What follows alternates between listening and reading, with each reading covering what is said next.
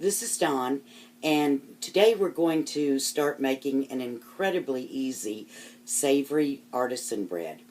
I have to say, if you've never attempted to make bread before, this recipe is perfect for you, and it's a great introduction to how good homemade bread is. There are only 5 ingredients and no kneading at all with this bread. If you've never made bread before, again, the only ingredient that you might not have in your pantry would be the yeast. That's not something that a lot of people keep unless they do baking. All you need to make this bread is 3 cups of all-purpose flour, 1 teaspoon of salt, a half a teaspoon of yeast, and 2 teaspoons of Italian seasoning. The Italian seasoning is for the savory flavor. You can use whatever seasoning blend you really like and have on hand. I chose the Italian seasoning because that's what a lot of people have in their pantry most of the time. I also like to make this bread with herbe de Provence or a bell pepper and herb seasoning blend that I have on hand. Let's get started. Now, in a large bowl, you're going to stir in the flour, the salt, the yeast, the Italian seasoning, and the warm water.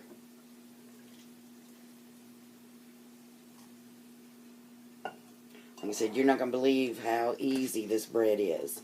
You just want to stir this until it's all combined, and I can already smell those spices. It's going to be good.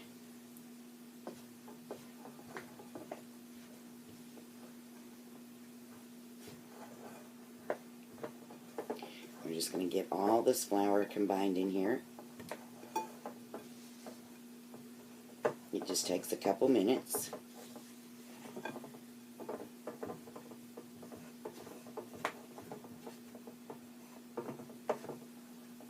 It doesn't really matter if there's flour on the sides of the bowl.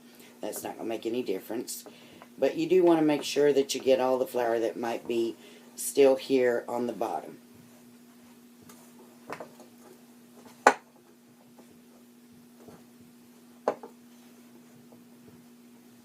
Alrighty, we about got this combined. Just a couple more. Now you can use your hands to do this also. I generally like to use my hands, but a lot of people don't. So, I thought today I would just use a blending spoon, but I think I'm going to go back to doing my hands because then I really get it blended. It just takes a second. I tend to be a really hands-on cook. Okay, we've got it all combined. So now, all we're going to do today is we're going to cover it with saran wrap. Let me just rinse my hands real quick.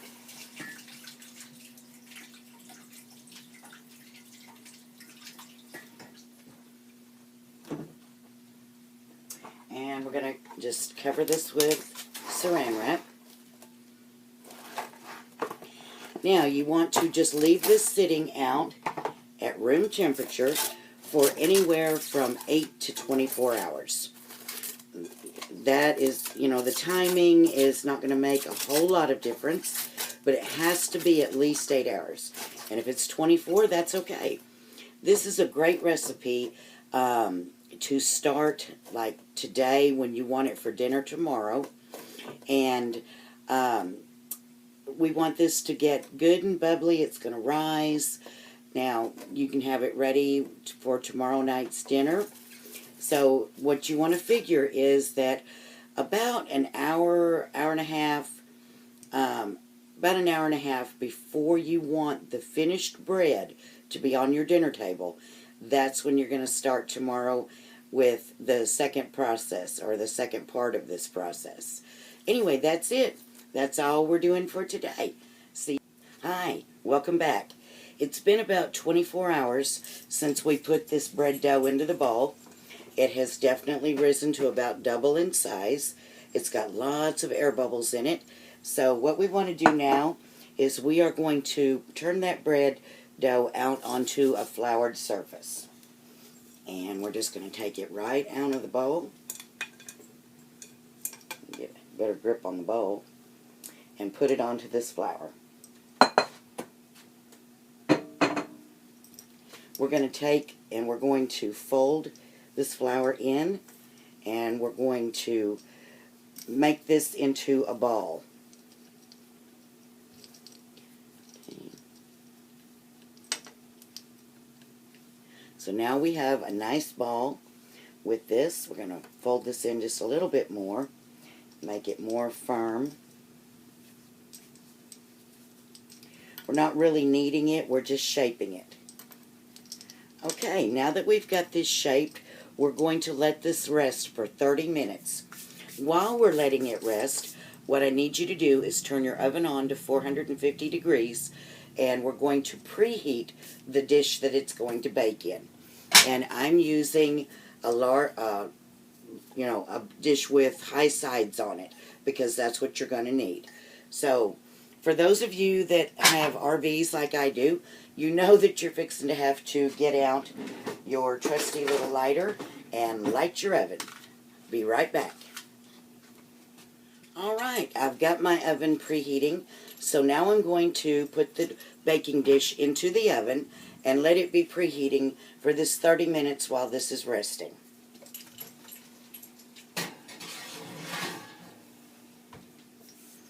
Okay, be back in about 30 minutes. Okay, it has been 30 minutes since we left the bread here to rest and put the dish in the oven. Now the next thing that we're going to do is we're going to score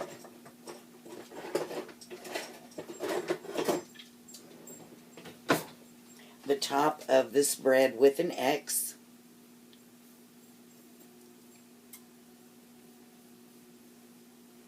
Okay, then we're going to get that just a little bit deeper here. Very carefully, we're going to take the dish out of the oven that we've had preheating.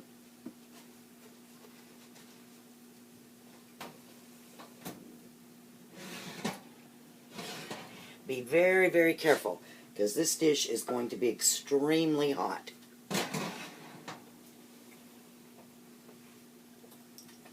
Alrighty, we're going to spray this with a little nonstick.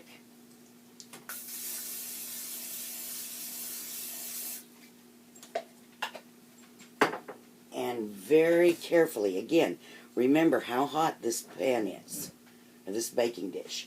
We're going to set the bread down in that. Okay, it's sizzling just a little bit on the bottom. That's going to give us a good crust on the bottom. We're going to put, before I forget, we want to cover this with aluminum foil.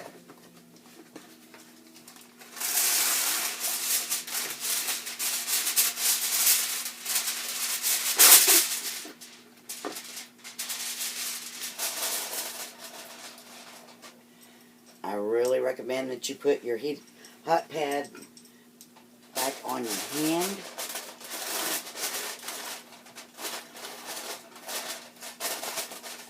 Got this covered. Now we're going to put it back in the oven and we're going to let it bake for 30 minutes. Okay.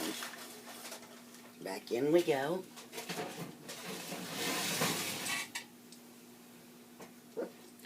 Now be back in 30 minutes for the next step. Our bread has now been in the oven for 30 minutes. And we're going to take it out, which I've already done, so that we can take this aluminum foil off. And we're going to put it back in the oven for about 10 more minutes, 10 to 15 more minutes. Oh my gosh, can I smell these herbs? It smells so good. I can't wait to taste it. So now we're going to put it back in the oven, and when I come back, we'll have taken it out of the oven, and we're going to put it on a cooling rack, and give it about 10 minutes to cool, and then we're going to slice it. It's going to be so good. Our bread is now out of the oven. I've put it on a cooling rack. It's been on a cooling rack for about 10 minutes. and I want you to look at how beautiful it is. Wouldn't you love to put that on your table? And if you have company coming over, you could put this out. It would be gorgeous, and this would go really good with any kind of hearty meal, soups, roast, whatever you wanted to put it with. And now we're going to cut it. It's going to have a good crispy outside crust, and it's going to be so soft inside.